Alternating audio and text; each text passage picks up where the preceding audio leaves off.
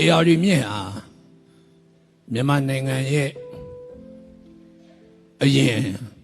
ဖြစ်တည်ခဲ့တဲ့မြေကြီးဖြစ်ပါတယ် ARD ကိုအမိပြုပြီးတော့မြန်မာနိုင်ငံဆိုတာပေါ်ပေါက်လာတာဖြစ်ပါတယ်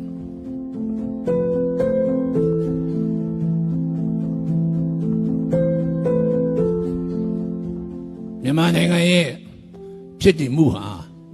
ARD ပေါ်မှာတည်နေပါတယ် ARD ရှိလို့မြန်မာနိုင်ငံရှိခဲ့တယ်လို့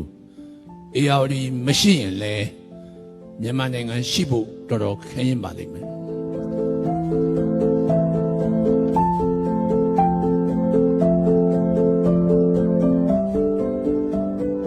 ကမ္ဘာပေါ်မှာမြစ်တွေဆိုတာ၃မျိုးရှိတယ်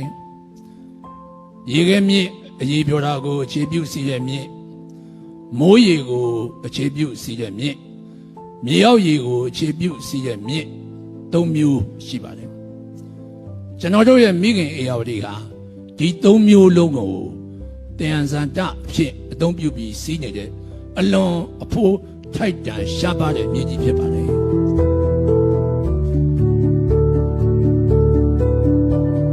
မြစ်စုံမှာဆောင်းမဲ့တာဟာ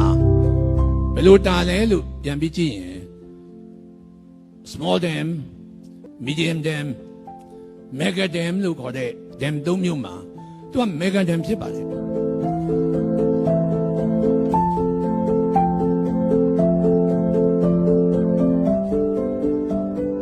Oxford University ကကမ္ဘာပေါ်မှာဆောက်ခဲ့သမျှ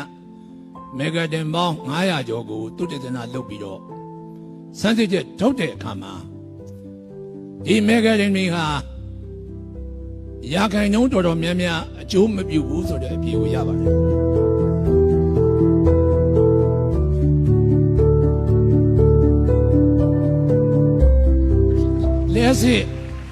လျှက်စစ်လို့ပြောနေတာနားမဆန့်အောင်ကြားရပါတယ်